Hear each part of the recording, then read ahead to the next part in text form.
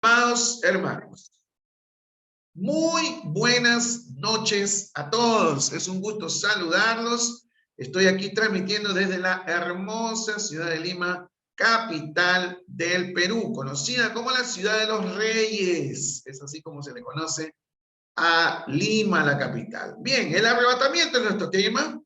Es conocido también por muchos como el rapto de la iglesia. Tanto el arrebatamiento como el rapto es lo mismo, ¿ok? Si hablamos de rapto, hablamos de arrebatamiento.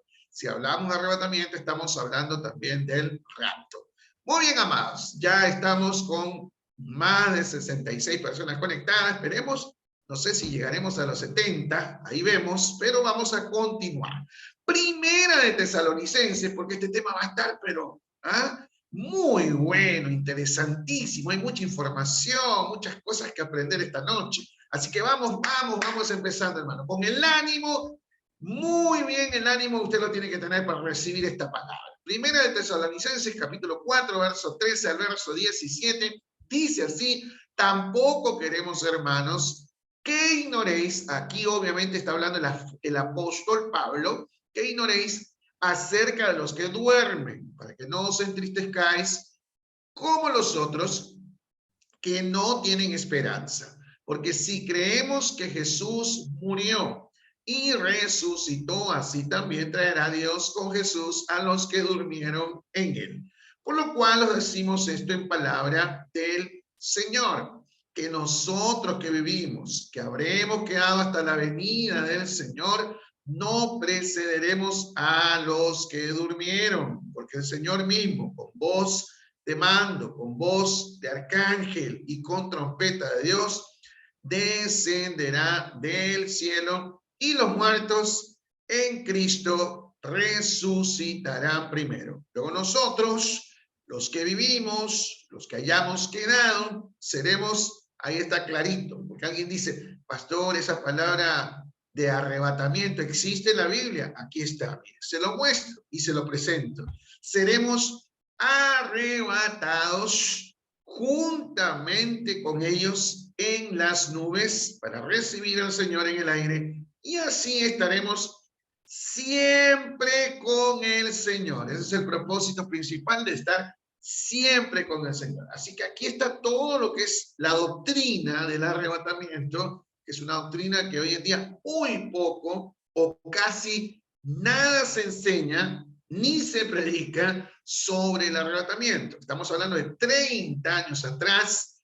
La gran mayoría de predicadores, evangelistas y pastores hablaban, predicaban, enseñaban sobre el arrebatamiento. ¿Se acuerdan esa frase, verdad?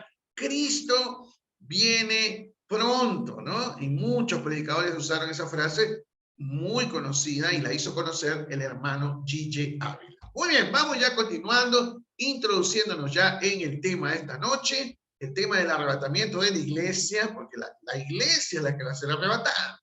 Ha sido un motivo de estudio aún para los más grandes eruditos de la Santa Escritura, debido a que menciona una esperanza, porque lo es, que muchos niegan, ¿verdad? Pues según algunos, no todos, teólogos, esta doctrina no ha existido siempre. O sea, algunos niegan el arrebatamiento, y que solo aparece en una fecha cercana del siglo XVIII después de Cristo. Y que por último se hace mención a que en ningún concilio se declaró semejante enseñanza. Ahora, esto es un punto muy importante, porque muchos se basan en que en ningún concilio se trató este tema. En ningún concilio se aprobó esto del arrebatamiento, y por eso se dice que no es correcto. Pero vamos a mostrar con la palabra eso. Pero, debo mencionar que durante muchos siglos de la historia de la iglesia cristiana, llegando hasta el siglo XV, con la reforma que trajo Lutero, valga la redundancia, estamos a puertas de celebrar los 505 años de la reforma cristiana, ¿no? Que el pueblo estuvo en ese tiempo de oscuridad, promovido por la iglesia católica, apostólica y romana. Ya que esta privó, ¿no? La iglesia católica privó a los hombres de tener acceso a las Sagradas Escrituras. Antiguamente nadie podía leer la Biblia, solamente los sacerdotes. Incluso es conocido por muchos que en ese tiempo los sacerdotes católicos enseñaban a las gentes que el perdón de los pecados se obtenía solo por la compra de las indulgencias famosas, que fue uno de los motivos principales por los cuales Lutero se levantó contra Roma. Muy bien, además, seguimos en la introducción, aparecen doctrinas equívocas, como lo son, por ejemplo, el hombre perdonando pecados, que hasta el día de hoy la Iglesia Católica lo practica. Un sacerdote, un cura, un padre, vamos a llamarlo así, puede perdonarle pecados a las personas y dice, yo te absolvo de todo, yo te absuelvo de todo pecado, ¿no? Aquí no escucho esa palabra. Doctrinas falsas, equívocas, como la del famoso purgatorio, ¿verdad? Existe para los católicos un cielo, existe el infierno, pero también está el purgatorio. También la excomulgación, ¿no? Que uno participa de la cena o hace la hostia, está tomando literalmente el cuerpo de Cristo. La salvación por las obras, que habla mucho la Iglesia Católica, pero no debemos dejar nunca de lado el estudio de este tema tan importante. Estamos hablando del arrebatamiento. Solo porque no aparezca en la declaración de alguno de los concilios o que en la época de oscurantismo no haya estado vigente, pues muchas de las doctrinas verdaderas tampoco estaban presentes en este periodo y muchas de ellas fueron mal interpretadas, y declaradas en los concilios. Ahora, luego, en el tiempo de la Reforma, es el mismo Martín Lutero quien comienza a exigir un nuevo análisis de muchas de las doctrinas que estaban erradas, clavando ahí sus famosas 95 tesis para discusión académica en las puertas de la iglesia de la capilla o de la catedral de Wittenberg en Alemania, ¿no? Y empieza la reforma con ese acto de Lutero. De hecho, esa es la fecha que se celebra, un 31 de octubre, 505 años atrás.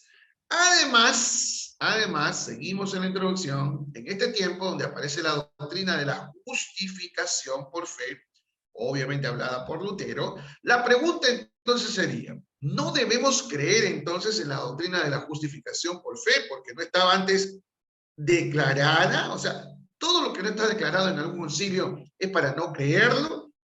Esa es la pregunta. Yo creo que eso sería ilógico, ¿verdad? Ahora, por último, cabe mencionar que nuestra base doctrinal, vamos a llamarla así, más fuerte, es la misma Biblia, la misma palabra, la palabra de Dios inspirada. Pues un día un hombre le hizo esta pregunta a Dios, fíjese, ¿cómo respaldo este tema sin fundamento de otros autores o concilios hablando del arrebatamiento? O sea, ¿cómo yo puedo respaldar el arrebatamiento bíblicamente hablando ante cualquier persona? Y recibió de Dios mismo la respuesta poderosa, ¿no? Mi palabra, le dijo el Señor a esta persona, no necesita respaldo de escritos humanos. O sea, necesitamos respaldo de un escrito humano para poder respaldar la misma palabra. Esa es la pregunta.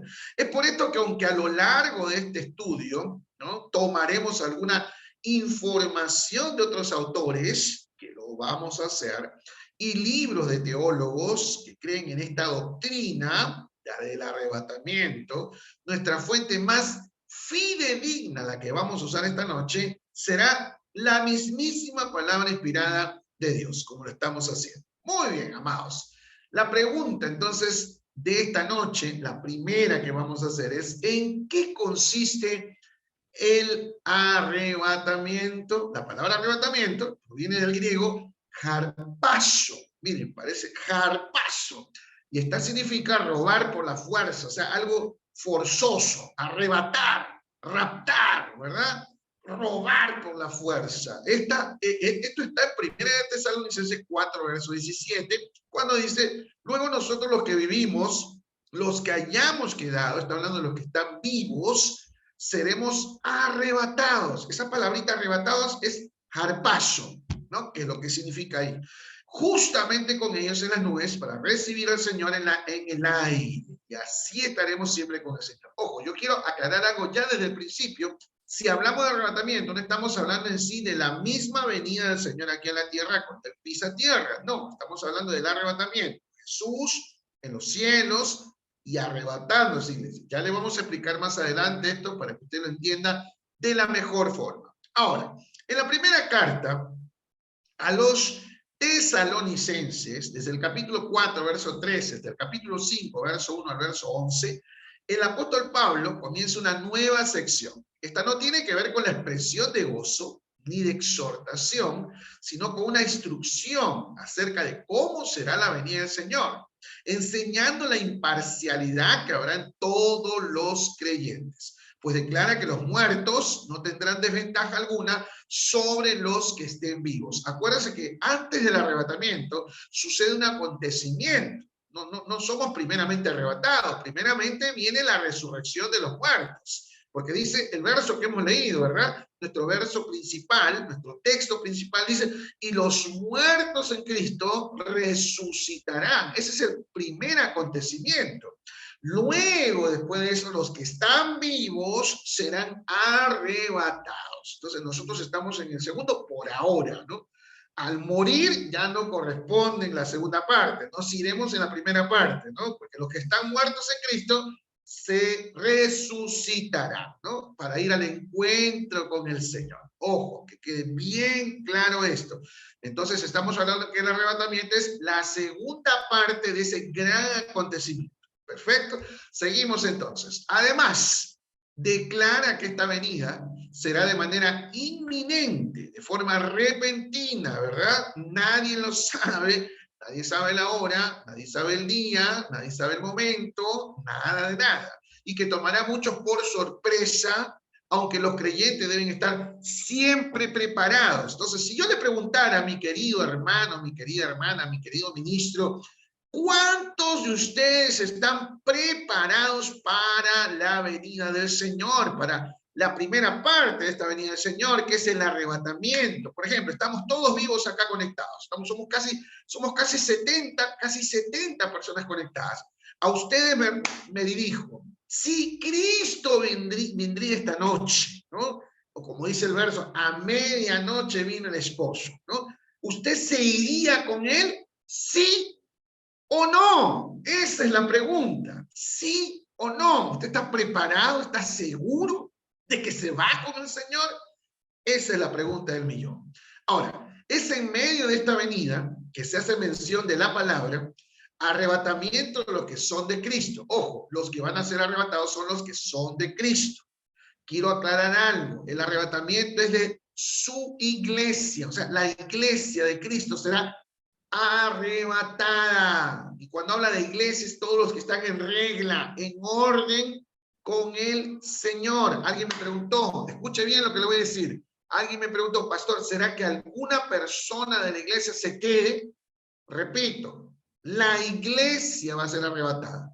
Si nosotros estamos en orden delante del Señor, somos parte y formamos parte del cuerpo de Cristo, de la iglesia de Cristo. Si es así, seremos arrebatados. Pero si congregamos, vamos a una iglesia, somos miembros de una iglesia, pero no estamos en regla, no estamos llevando una vida cristiana correcta delante de Dios, entonces no seremos arrebatados. Se quedarán para la gran tribulación. Ahí está el problema. Y eso vamos a ir hablando más adelante, pero lo quería aclarar ya. Ahora, que este arrebatamiento de los que son de Cristo es el acto en el cual los cristianos, tanto vivos como muertos, serán asidos, o sea, serán levantados, serán llevados hacia el cielo, al encuentro con aquel que ha venido a buscarles. Juan 14, del 1 al 4 lo relata. Pero antes de esto, obviamente ocurre la resurrección que ya le había explicado de los que durmieron en Cristo, porque los que durmieron en Cristo resucitarán. Todo este acontecimiento es antes del arrebatamiento.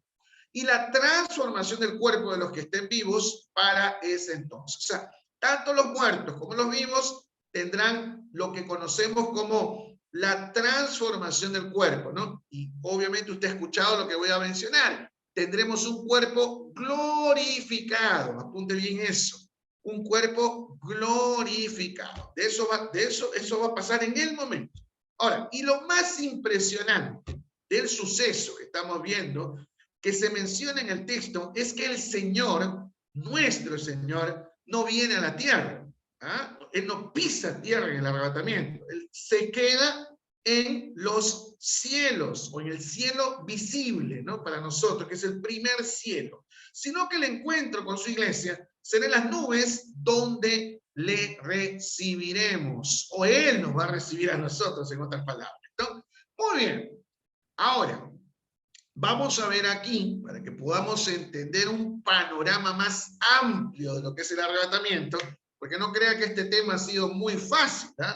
Es muy complicado, ya que hay 4 posturas, son distintas posturas con respecto al arrebatamiento, posturas teológicas, posturas doctrinales, y las diversas iglesias y denominaciones a nivel mundial obviamente optan por una de estas 4 posturas. Y vamos a explicar una por una, y al final vamos a llegar obviamente a una conclusión de todo lo que estamos viendo.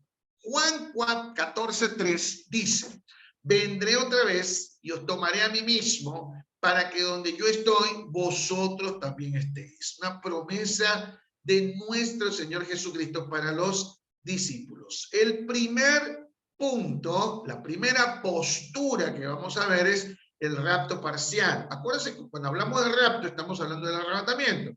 Es lo mismo hablar del rapto que hablar del arrebatamiento. Ok.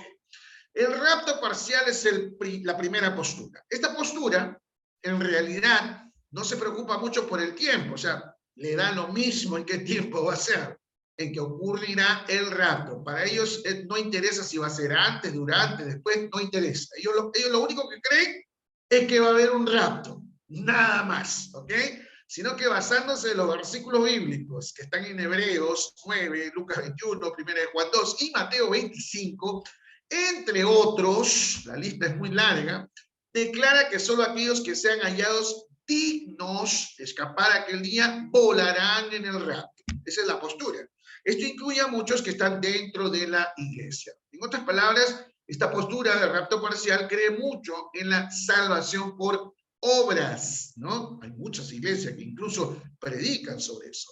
Aunque este es un fundamento que parece fuerte, al parecer nos puede convencer, ¿verdad? En realidad no lo es, hermanos, ¿ah? Ya que la salvación no tiene que ver con el tema de las obras, que solo son para mantener la corona, nada más, según la Biblia.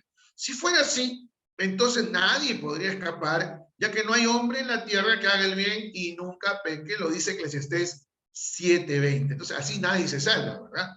Bien, el rapto, estamos en el punto 1, en la postura número 1, el rapto parcial.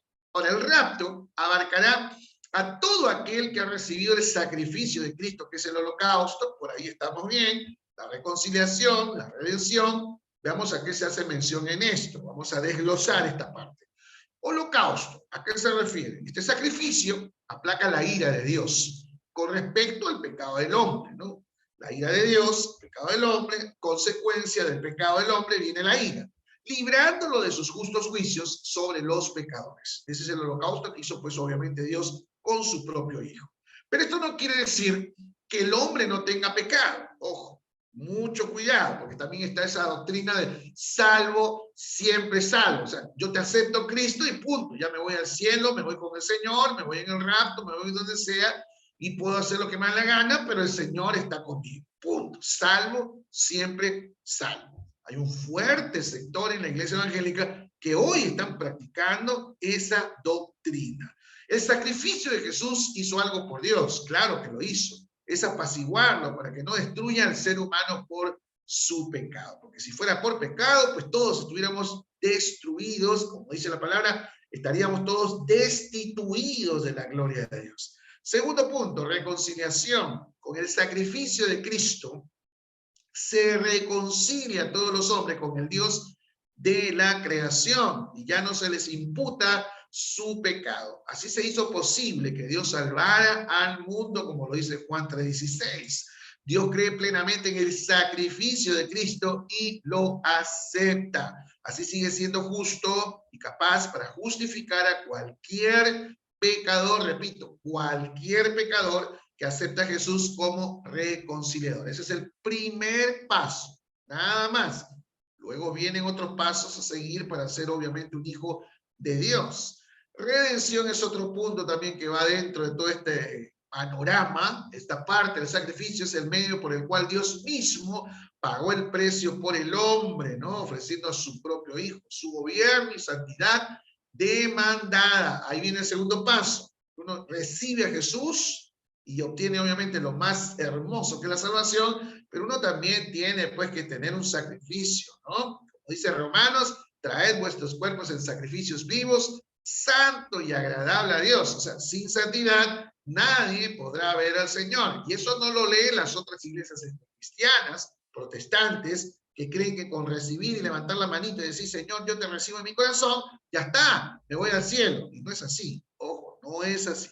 O sea, el precio de rescate fue la vida de Cristo Jesús. Entonces, el holocausto responde al problema del ofendido. La reconciliación responde al problema del pecador y la redención al problema del pecado, permitiendo que todos los que crean en Jesús, que hizo el sacrificio perfecto, puedan ser salvos y participen de esta esperanza bienaventurada. Quería poner en claro esto, porque realmente esta doctrina tiene que ser de esa forma. Muy bien, segunda postura con respecto al arrebatamiento. Acuérdense que hay 4 distintas posturas teológicas que hablan del arrebatamiento. Segunda postura, el rapto después de la tribulación. El primero es un parcial, o sea, le da lo mismo, ¿no?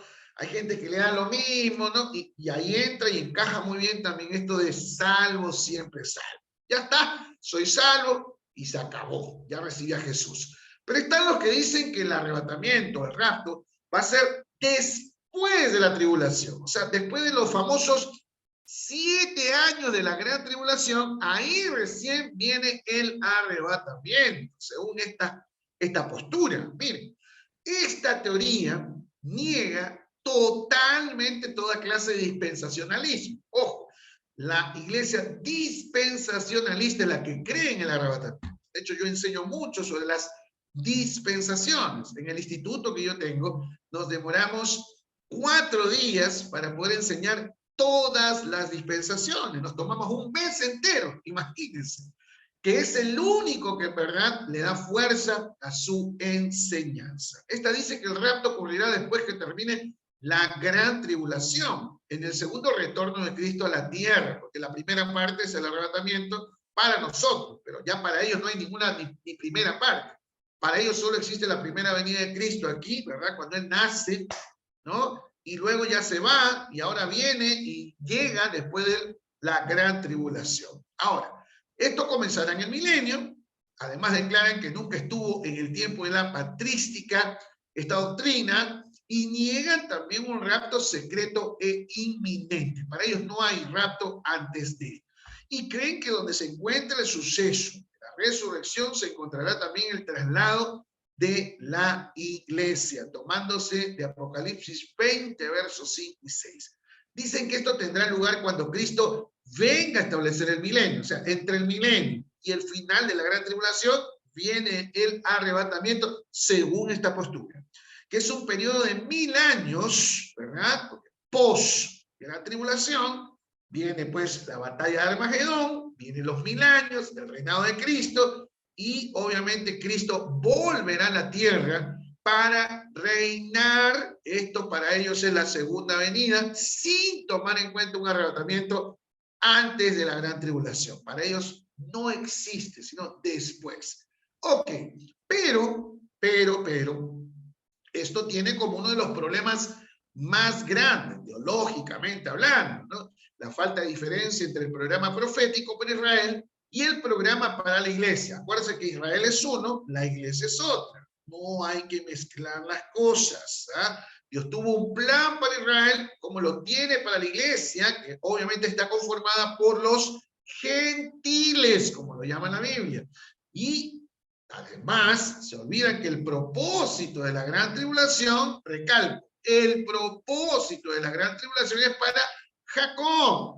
¿Quién es Jacob? Le cambiaron el nombre. Dios se lo cambia a Israel cuando él luchó con un varón en Peniel. ¿Se acuerdan? Por tanto, luchaste con Dios, tu nombre no será Jacob, no será más usurpador, ahora será Israel, que significa ciudad de paz, ¿no? Así que Daniel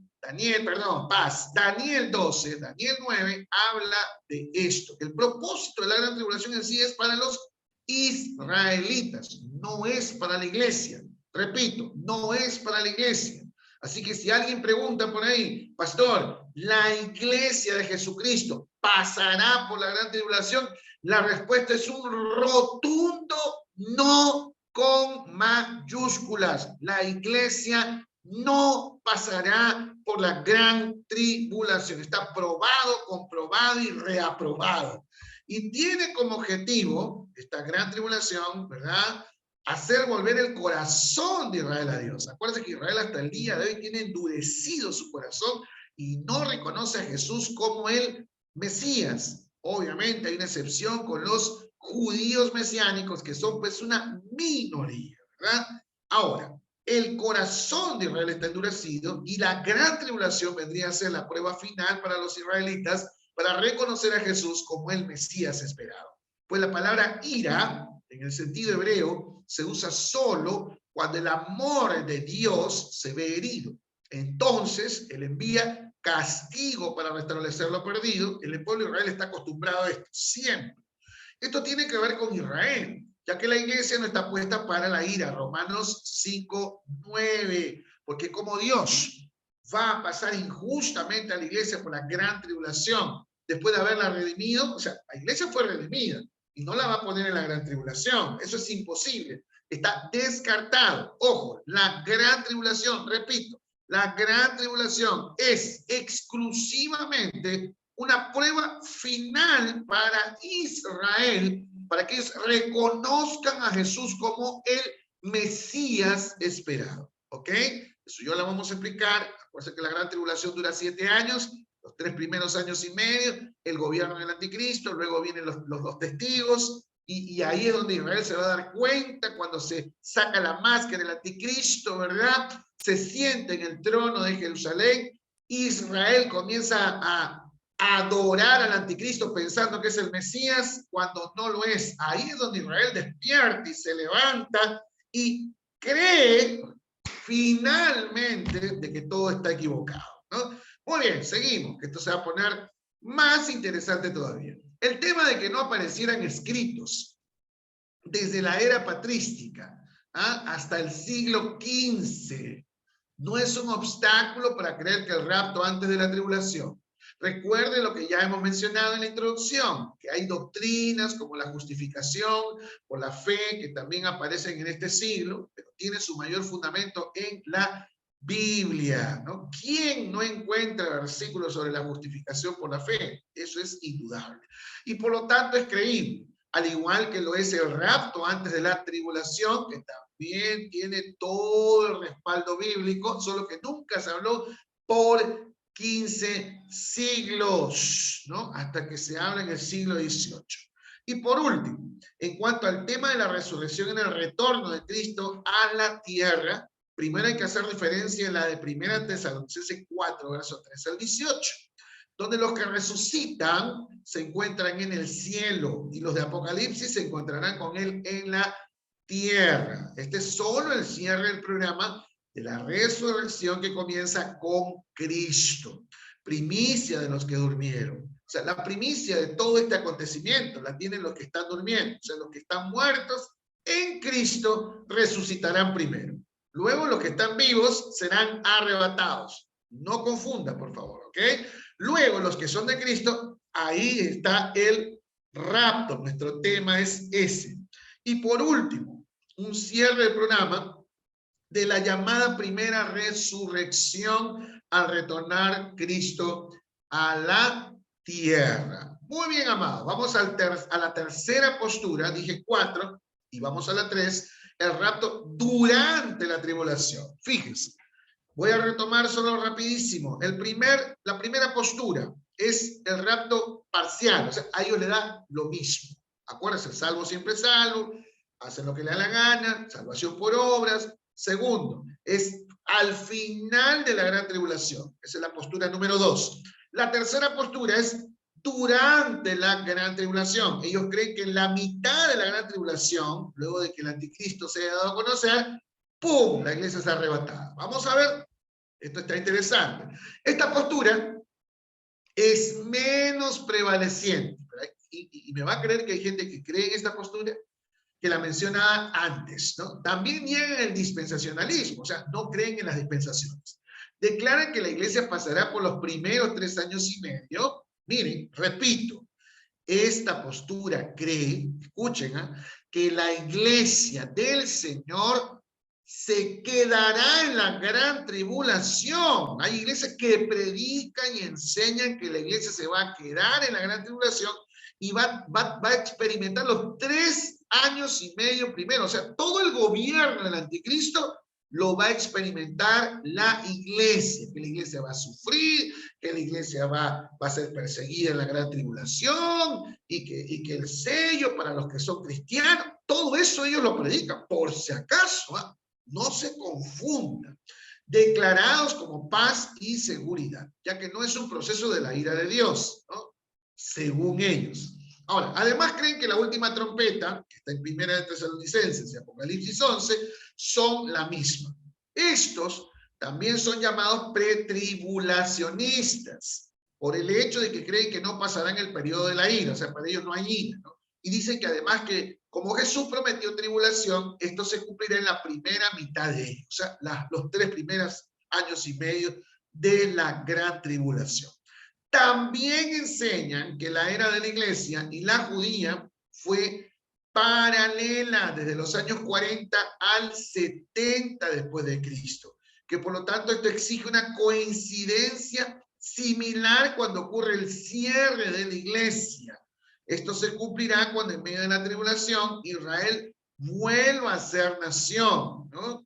Y el arrebatamiento tenga lugar en la mitad de la gran tribulación. Esto ya es impresionante, esta postura, ¿no? Ahora, vamos a ver aquí algunos puntos, esto es importante, de objeción con respecto a esta postura que es en el medio de la gran tribulación. Primero, las trompetas que están en Corintios 15, 1 Corintios 15 y Apocalipsis 11, no son las mismas. Usted las puede analizar, usted las puede leer, usted las puede releer, y no está hablando de las mismas trompetas. Muchos se confunden y piensan que cuando la Biblia lee trompetas, todas las trompetas son iguales. No es así, señoras y señores. La final trompeta que habla el apóstol Pablo es un llamado de trompeta de victoria sobre la muerte. Ojo, la séptima trompeta de Juan en Apocalipsis es la séptima en una serie de anuncios del juicio sobre los malvados y triunfo final sobre el reino de Satanás. Esta postura cree que las 2 trompetas que hablan Juan y Pablo son la misma y no son la misma. Primer error doctrinal, primer error teológico que comete esta postura, garrafal. Segundo, la 70ª semana de Daniel, ¿se acuerdan? Las famosas 70 semanas de Daniel, que es todo un curso, ¿eh? Hay un curso sobre eso. El libro de Daniel, que es un libro impresionante, tanto así como el de Apocalipsis. Ahora, la 70ª semana de Daniel es judía en carácter. O sea, la última semana, o sea, la semana 70, la 70ª, estamos hablando de la semana 70. Acuérdense que Daniel habla de 70 semanas. Ya lo voy a explicar más adelante de eso, pero aquí está hablando de la última semana de Daniel, es judía. Por eso la gran tribulación que representa la semana 70 es exclusivamente para Israel. Espero que entiendan. Por lo tanto, la iglesia no pertenece en ninguna manera a ella. O sea, la iglesia no llega a la semana 70. Apunte bien eso, por favor. La iglesia cristiana, la iglesia del Señor, no llega a experimentar la semana 70 de Daniel, pues exclusivamente para Israel. La ira de Dios también es derramada en la primera mitad del periodo tribulatorio. Están todas las referencias. Los dos testigos, ahí empiezan los dos testigos, parecen ser judíos por los símbolos del Antiguo Testamento, el templo, los olivos y candelabros conteniendo las lluvias. Y ahora, miren acá, si la iglesia estuviera sobre la tierra, ¿por qué asignaría Dios a profetas judíos la misión de testificar a las naciones? No muchos piensan, los profetas son judíos. Eso es lo que afirma esta postura. No lo sabemos. Como la Biblia no lo afirma, no podemos pues caer en cosas que no son. Entonces hay muchos errores. Aquí están mostrados, tenemos todas las referencias y continuamos ya con la última postura sobre la gran tribulación. En esta última nos detendremos más, poquito más nada más, y trataremos de no ser tan breves, ya que esta es la postura que cree, ojo, no se impone nada en esta masterclass, pero sí le puedo decir que esta postura, la cuarta, es la que la gran mayoría de la iglesia evangélica cree. Las iglesias evangélicas que son dispensacionalistas y premilenaristas. Esta postura cree que la iglesia será trasladada al cielo en una manera inminente, antes de que Cristo venga por segunda vez a la tierra, y que primero ocurrirá la resurrección de los que son de él y la transformación del cuerpo. Después de este gran momento ocurrirá la gran tribulación de 7 años. Pasado este tiempo, nuestro Señor vuelve a la tierra por segunda vez, acompañado de toda su iglesia, con la cual se casó en el cielo. Obviamente se está hablando de forma metafórica, ¿ok? En eso cree la cuarta postura. La gran mayoría de iglesias evangélicas la cree. Ahora, si usted la cree, bien, y si no, se respetan las opiniones. Todo esto es respaldado por algunos conceptos mencionados por un tal J. White Pentecost, que nos dice, como algo accesorio necesario a esto, el que es partidario del traslado antes de la gran tribulación, cree en una interpretación dispensacional de la palabra de Dios. La iglesia de Israel son dos grupos distintos con los cuales Dios tiene un plan divino. La iglesia es un misterio, eso es la verdad, no revelado en el Antiguo Testamento. No se habla nada de la iglesia en el Antiguo Testamento, solo Israel. Esta edad presente de misterio interviene el programa de Dios para Israel. Debido al rechazamiento del Mesías por Israel en su primera venida. Acuérdense que a los suyos vino y los suyos no lo recibieron. El mismo Señor Jesús lo dijo. Este programa de misterio debe cumplirse antes que Dios pueda reanudar su programa para con Israel y llevarlo a término. Ahora, y aunque la mayoría reconoce el método gramático, histórico, que es el mejor, como el más seguro para poder interpretar toda la escritura, su explicación es buena. Y para poder entender lo que dijo Pentecostés, desglosaremos sus palabras y a través de todo esto iremos viendo todo el respaldo fuertísimo que tiene la postura mencionada. La cuarta. Primero, la palabra dispensación proviene del griego oi gobola y significa economía. Y es un modo de tratar una disposición o administración de los asuntos. Son los periodos en los cuales Dios ha administrado la salvación a los hombres. Se cree que son 7 dispensaciones. Aquí, por favor, presta atención que esto va a estar buenísimo. Ahí vamos a mencionar las 7 dispensaciones, un panorama muy rápido, porque esto es muy largo, pero esto es muy rápido lo que le voy a mostrar. Las 7 dispensaciones son las siguientes. Fíjense, en esto cree la cuarta postura. Las otras no creen en esto, ¿ok? Primero, la primera dispensación es la de la inocencia. Esta ocurre antes que el hombre pecara. Primera dispensación. Segunda, la de la conciencia. Esta ocurre desde el tiempo del pecado hasta Noé. Tercera, la del reino humano, desde el diluvio hasta Abraham. Cuarta, la de la promesa, desde Abraham hasta la ley de Moisés. Quinta, la de la ley, desde la entrega de la ley, ¿se acuerdan? Y hasta la muerte de Jesús. Sexta, la de la gracia, desde la fundación de la iglesia primitiva, hasta el tiempo del arrebatamiento. O sea, estamos en la 6, mis queridos y amados hermanos. séptima y última dispensación, la del reino, desde el rapto hasta el término del milenio. Ahora, nosotros, ahora, en este momento, nos encontramos en la sexta dispensación. ¿Cuándo se acabará esto? Con el rapto de la iglesia se acaba, porque apunte lo que le voy a decir. Llega el arrebatamiento, llega el rapto y se acaba la gracia. No existe más gracia. Eso está comprobado. La gracia está hoy, ahora. La iglesia, al ser arrebatada, no hay más gracia, hermano, porque llega la gran tribulación. Entonces se termina la sexta dispensación. Se concluye entonces lo último casi, que tiene más nada que ver con Israel, la última parte ya, ¿no? De la dispensación. Y ahí vienen las famosas 70 semanas que están determinadas sobre ellos, sobre el pueblo de Israel. Bueno, segundo, cuando esta dispensación, estamos hablando de la dispensación de la gracia, concluya con el rapto, se volverá a poner en marcha el programa profético para todo Israel, como lo profetizó el profeta Daniel. 70 semanas, dice Daniel 9:24, dice, 70 semanas están determinadas sobre tu pueblo Israel y sobre tu santa ciudad Jerusalén. Terminar con la prevaricación, poner fin al pecado y expiar la iniquidad, para traer la justicia perdurable y sellar la visión y la profecía y ungir al santo de los santos. Esta es la profecía de Daniel, ¿no? Como vemos, es fácil darnos cuenta que esta semana solo hace mención de Israel, no menciona a la iglesia, ¿se da cuenta?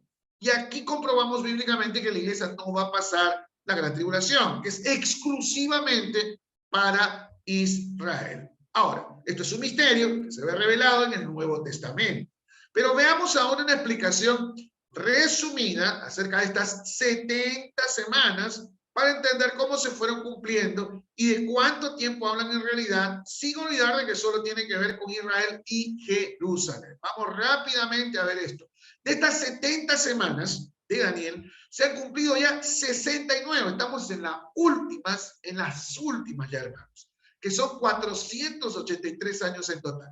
Al ver lo que el ángel le dijo a Daniel que ocurriría, entendemos que las primeras 7 transcurren entre el rey Ciro, que le permite ir a reconstruir Jerusalén a Nehemías, en el 538.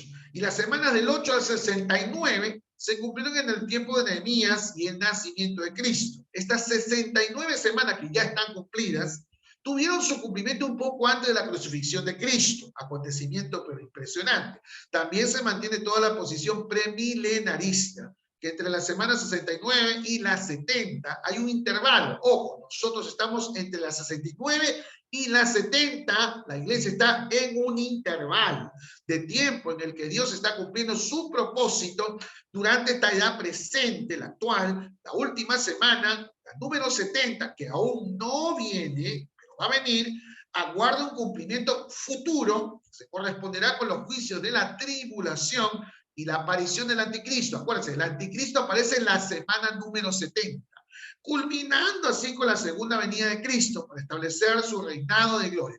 Ojo, muchos pastores predican, el anticristo ya está, ya se ha manifestado. No, cuando la Biblia habla del espíritu del anticristo es una cosa, y que el anticristo ya se haya manifestado, y esa es otra cosa. No estamos en la semana 70.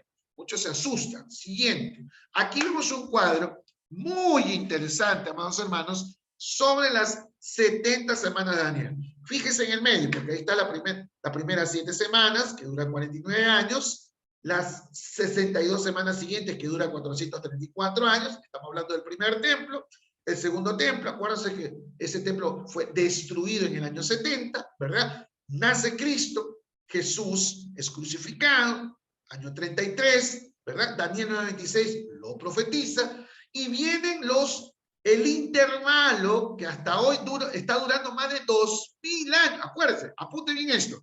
Estos 2000 años y fracción que han pasado desde la resurrección de Cristo y su muerte, es el intervalo entre la semana 69 y la semana 70. Este cuadro es impresionante. Estamos en un intervalo. Luego del intervalo, ahora estamos esperando toda la iglesia el arrebatamiento, que es nuestro tema, ¿ah? El rapto, ¿no? Los muertos en Cristo ¿verdad? Serán resucitados, punto 1, y los que están vivos serán arrebatados. Eso estamos esperando en este intervalo. Y luego viene pues la semana 70, que ya sería la última semana, con 7 años de duración, y ahí está la gran tribulación famosa. Este cuadro está impresionante. Muy bien, ya que el programa fue detenido, cuando Israel es endurecido para que puedan entrar los gentiles, según Romanos 11:25, en la dispensación de la gracia, solo se espera que la iglesia que fue fundada por Cristo, según Mateo 16:8, con la venida del Espíritu Santo, según Hechos 2, sea arrebatada al cielo para que vuelva a ponerse en marcha la última semana que aún falta de todo el programa, según Daniel 9 y segunda de Tesalonicenses, estamos en un intervalo.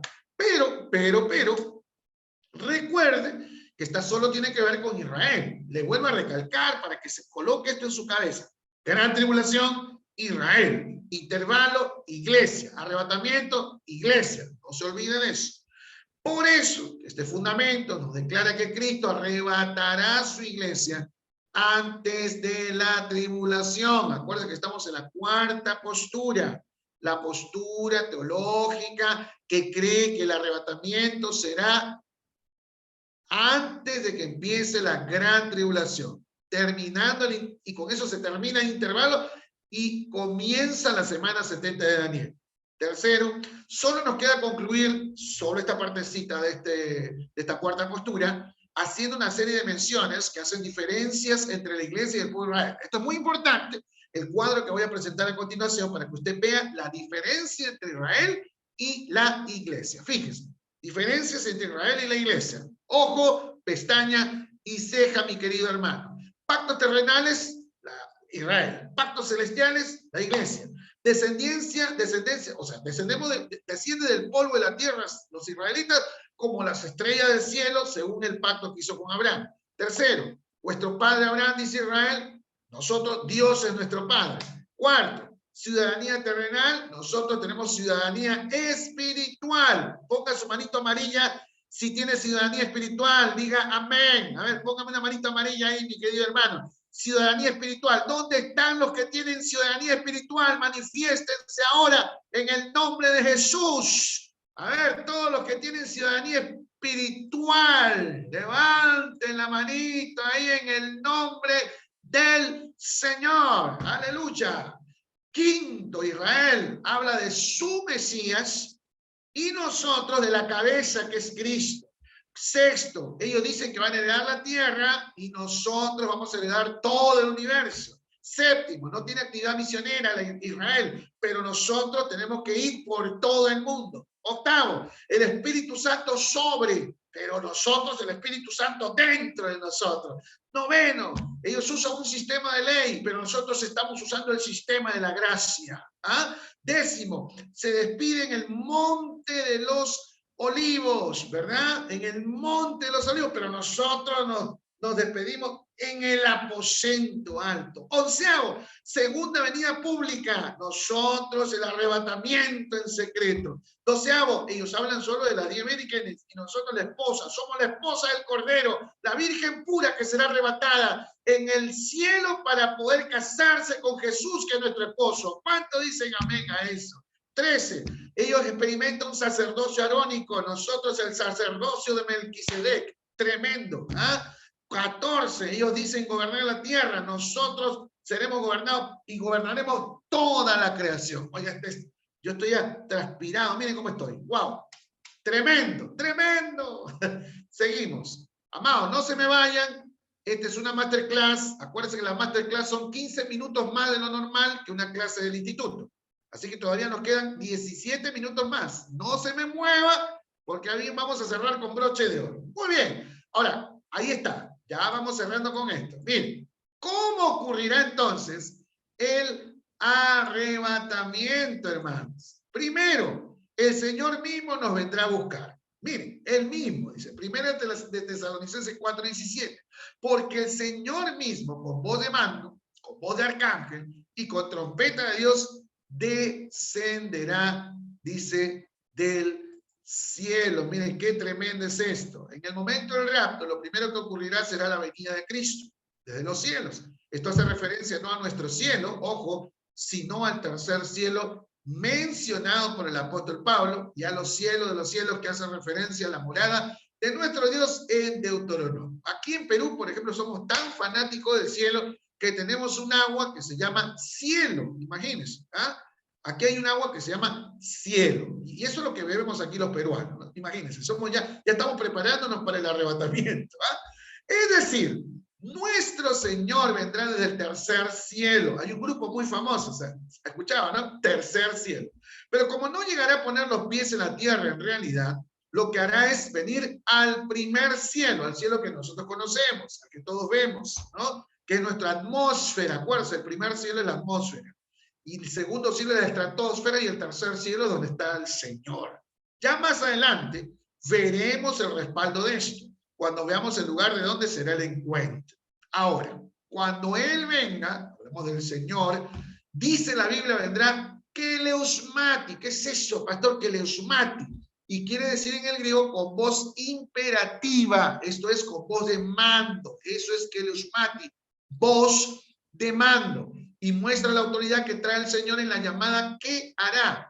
Recuerden que cuando Él vuelva, antes del rapto de los que son de Cristo, ocurrirá la resurrección de los muertos y la transformación del cuerpo de los creyentes, tanto resucitados como el de los que estén vivos. Pareciera ser que esta orden es la que hará salir de las tumbas a los muertos. Recuerden el suceso de Lázaro. Lázaro, cuando fue resucitado, Jesús tuvo que mencionar su nombre, ¿no? Algunos creen que Jesús mencionó su nombre. Yo lo creo, ya que si hubiese dicho, por ejemplo, imagínense a Jesús ahí en la tumba, ¿no?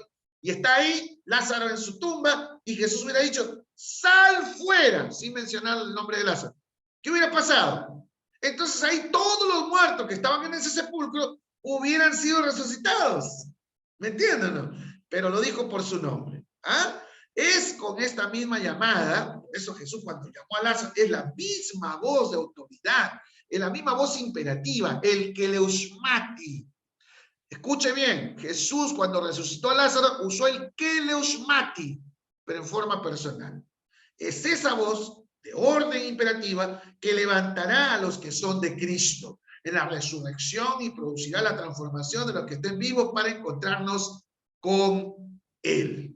Ahora, segundo punto, al sonido de la trompeta es como será el arrebatamiento, una trompeta, hermano.